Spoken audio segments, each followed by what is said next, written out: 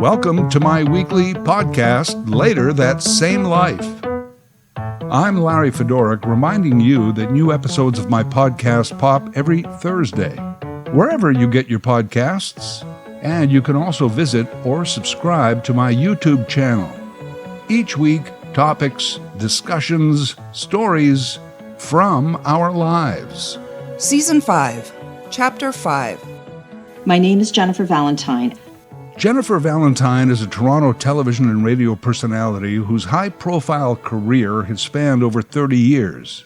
On Victoria Day weekend, she released a compelling 13-minute video to social media in which she detailed numerous incidents of mistreatment and, in some cases, blatant emotional and verbal abuse at the hands of co-workers and management. What would you do if a coworker screamed at you, belittled you, called you names, shut you out, brought you to tears, and then laughed when he told you to cry all you want, that he didn't feel one bit sorry for you, and let you know with utter conviction that if you went to HR, they would choose him? All this while 3 other men watched uncomfortably, yet supported him, because they knew what would happen to them if they went against him. She eloquently detailed the added and unfair challenges of being a woman in the media industry. This is very embarrassing for me and not something I ever thought I would talk about. During my career, I have been told by men to stand up, turn around, let me get a good look at you. And I did. You're fat. What happened to you? You're not that pretty young thing you used to be. You're a mother now, and we don't know what we're going to do with you. And toward the end of the presentation, specifically targeted one radio morning show, the radio station, their parent company, the company's human resources department, as well as a vice president and the company CEO. She further revealed that she had filed a complaint about her mistreatment and alleged lack of corporate action with the Canadian Human Rights Commission. I say alleged as a legal responsibility. Otherwise, I believe every word she said to be true. And after some serious soul-searching, I made a decision to register a complaint with the Canadian Human Rights Commission for gender discrimination against women at that company. In her video, she did not name names, but when you are a public person like Jennifer Valentyne, whose work life has been spent in front of the camera and microphone, your career is pretty much public knowledge. In other words, almost everyone knew who she was talking about. Look who just joined the Q107 Morning Show. Can we wear track pants? Oh my goodness. You have come on. Derringer in the Morning, now with Jennifer Valentyne. And within days, Jennifer confirmed that the station was Q107 in Toronto, and the show was Derringer in the Morning, and that the parent company, Chorus Entertainment Inc., and host John Derringer were named in her complaint. Within days, Chorus responded by saying that Derringer and the Derringer in the Morning show were on hiatus, pending the outcome of a third-party investigation. I don't know who hires the third party, but it's usually not the complainant. I'm the sheriff of this here town, and if you don't like it, take it up with my cousin, the judge. I don't know that that's what's happening here. It just feels like it. Good luck with that third party. Let's look at Chorus's response once Jennifer's video went viral and began making news. Their response sounded like it came right out of the Public Relations Department. A statement from Chorus to the CBC said in part that Chorus was aware that Valentyne had voiced concerns about her time in broadcasting, including her time in the company. They went on to say that when Ms. Valentyne shared her concerns, they took action to review at the time. There is a process, they said. Now, I don't have a degree in agriculture or animal husbandry, but to me that smells like bullshit. Quick aside, after I was downsized out of Bell Media, for a brief time I had an employment consultant. She was pretty savvy. On the first day we met, I told her that I had contacts with Bell Media's Human Resources Department. She said something I'll never forget. Human resources is not a resource for you. They are a resource for the company. It's true. Case after case, even Ghomeshi and Mesley at the CBC have proven time and time again that human resources, HR, should be called AC, the ass covering department. I can just hear it. We took the complaint. We began a review. We initiated a process. We spoke to all parties. We investigated thoroughly. We followed up by email. We CC'd legal. We took it under advisement. We waited an appropriate time for responses. We left a long electronic and paper trail, enough to cover all of our asses. We recommended sensitivity courses. Wow. Can't believe after all that an employee would still have a problem. The ass covering department.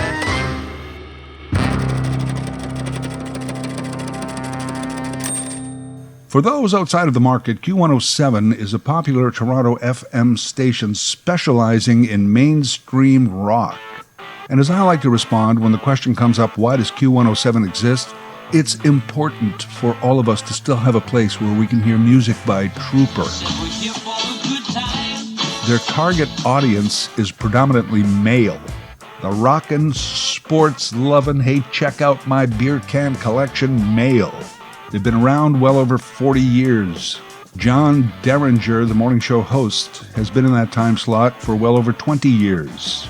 By the way, as of the voicing of this particular podcast, Derringer has not commented publicly about his latest suspension, and this podcast did not reach out to him, nor will I.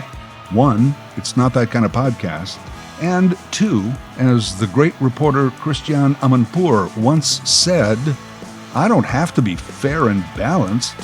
I just have to be accurate. Q107's parent company is Chorus Entertainment, who along with Bell and Rogers are the big three media companies in Canada. Chorus grew from Shaw Communications. It is the parent of all the global brand channels, as well as things like Cartoon Network, YTV, History Channel, Food Network, and many more. And to repeat, Jennifer Valentyne's career in media has been over 3 decades. The point is that no one in this particular story is new. Not the station, not the company, not Derringer, nor Valentyne. One would think that everyone involved would know how to treat other people on the job, how to avoid a toxic workplace scenario. But no, apparently only Jennifer seemed to recognize it. I went to my boss and pleaded for help. I went to the VP, to another VP, and to the CEO of the company. The CEO's response? Is that still happening? We gave him anger management classes and we thought that would work. You know, Jennifer, I have to depend on my people to handle these things because I'm far too busy. And for her efforts, she was cut adrift, ostracized, and it appears left on her own to do something about it. No help from the people up in ass covering. I don't know Jennifer Valentyne personally. Our paths have never crossed. My one message to her on social media was that I admired her bravery and that I would be an ally wherever I could. So far, as an ally, I haven't done that much. I have supported her video, also shared it, and supported the people who also shared it. And right now I'm talking about it on a podcast. If I can do something else, I will. And for one reason, and one reason alone, the way Jennifer Valentyne was treated was wrong. And if you follow some of the comments about her video, the way other women have been treated is also wrong. The job is speak right about that which is wrong until the wrong is corrected.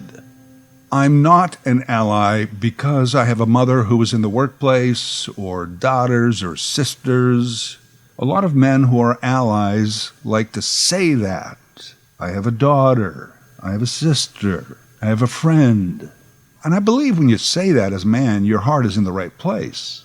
But honestly, guys, no one cares how many vaginas you think you have. It's irrelevant. Be an ally because the treatment is wrong. Don't try to empathize, even if you genuinely feel that you don't want the same thing to happen to your daughter or sister. Give you an example. Remember when Doug Ford was running for mayor of Toronto, and he was questioned about the Ford family relationship with the Jewish community? What did Ford say? You know something? My doctor, my Jewish dentist, my Jewish lawyer, my Jewish accountant. Yeah, he was booed, and rightly so. But honestly, that's what guys sound like when they say, as a father of a daughter, as if you only had sons, you wouldn't care? Fathering a daughter is not a diploma from sensitivity school. Listen, being an ally these days isn't easy, not always simple. Saying the right thing isn't always easy either. We've got a lot to learn. Another example, a black person shares a story with a white person about racial injustice. And the sympathetic white person says, "I'm sorry." And the black person says, "Don't say sorry, because when you say sorry, now we're back to talking about you and your feelings. Just listen and try to understand." Okay, I'm off topic, but only slightly. I can't say sorry to Jennifer Valentyne. I mean, one, I didn't personally do anything to her, never even met her. And two, I cannot apologize on behalf of all men. I'm sorry, I get it, you just feel bad that it happened, but a better response is, "That's terrible. I agree with you. What do you need?" Apparently, the John Derringer antics were an open secret these past couple of decades. I had no idea. I barely know Derringer. We first met before he had changed his name to get into the business. I actually worked with his older brother, and even we weren't particularly close. Derringer's and my path, they'd cross occasionally, but that's about it.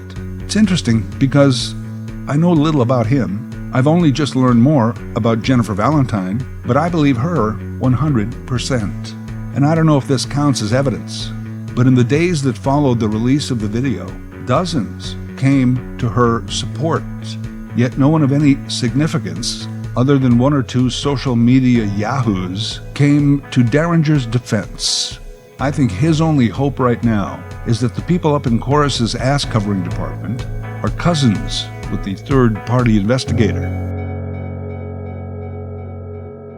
I said that I admired Jennifer Valentyne's bravery. At the time, that's all I could think of to say to someone that I didn't really know. I do admire it. And I'm not going to make this about me, but I do want to tell you how I relate. Before I was fired by Bell Media, I was considering 2 separate complaints to Bell's Human Resources Department. Nothing horrible, but also not right. And over time, it became really bothersome to me. It was about 2 people. One, my immediate supervisor, another held a director's position. The complaints would be based on at least a half a dozen incidents, only one of which was slightly related to my actual job description. I never followed up. For one thing, contacting management at Bell was really almost impossible. And the other reason was the stigma. Don't be the guy who runs crying to the boss, who tells on his friends, "Be a man, work it out for yourself." So instead, I lived with the stress and often the dread of having to go into the office. Like I said, it wasn't horrible, but it wasn't good. And hey, I'm a white male, the last guy who should have anything to complain about. I get that. The issue only resolved itself when I was fired, downsized, cut because of budget concerns. Maybe just as well that I didn't go to HR. Yet, as far as I know, the 2 people in question are still employed, and likely still behaving in the same manner. I chickened out. Jennifer Valentyne did not. Either way, the corporate system failed us both. And it's not just in media, it's seemingly everywhere. The corporate system is not set up to be helpful to the employee. After my final exit package check cleared, oh yeah, I waited for the money, and some of you may know this. I railed against unfair practices in the media and media workplace. I was often on social media, flagging the injustices. I named names. I challenged some of those people directly, those whom I couldn't believe had survived the Me Too movement. And yes, I did get a lot of support, but also a lot of people told me to get over it, let it go, move on. They'd wondered if I'd lost my mind. Was I drinking? What was my problem? Grow up, deal with it. That was hard to take. That lost me some friends. I guess they weren't real friends anyway. That's why it's brave when someone like Jennifer Valentyne steps forward, because they're not just addressing their issues, they are about to take on the entire ass-covering system. So why have I chosen to speak out? Because it's time. I have another maxim. Never trust a corporation to do the right thing. Big companies will always try and get away with it, whatever it is. They will do as little as possible, the minimum that they have to do when it comes to their employees. They will protect their bottom line like it was a person, but not the actual persons. Corporations usually have to be legislated, bullied, or publicly embarrassed into any real action. Perhaps there should be a law that says HR departments should always be a third party. Because think of this system now. Congratulations, you are our new HR director. Your job is to take us on when necessary about workplace practices. And remember, we also pay you. What a system. How is that going to work? What stands out for me on this latest instance is that Canadian media somehow so far got a pass on all of this. Me Too, human rights, fair working conditions. And yet there it was, all of this abuse happening right in the heart of media. Media. Aren't we the ones that are supposed to expose the injustices? Promote and exemplify the ideals like respect and compatibility? Well, maybe not in a mainstream rock station or a Cartoon Network, but you know what I mean. Media, and especially in this small town known as Canadian media. They've been getting a pass so far. Looks like they were the last safe sanctuary for assholes. Sometimes you just gotta look in the mirror.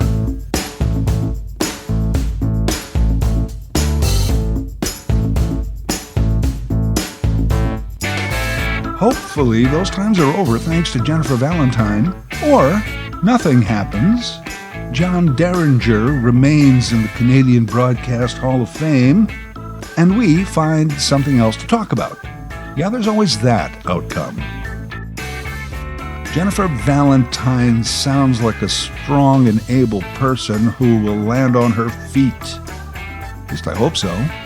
The CEO of Chorus is culpable in all of this. Doubt that he'll lose his gig. Chorus's HR department will likely produce a long string of memos and emails. And that vice president, well, she won't even have to go to HR, will she? She won't have to post a video on Facebook. She'll have her own team of expensive lawyers, her own personal ass-covering department. And you and me?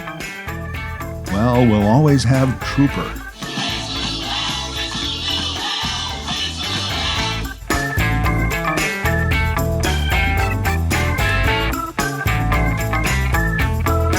Later That Same Life is written, voiced, and produced by Larry Fedoruk.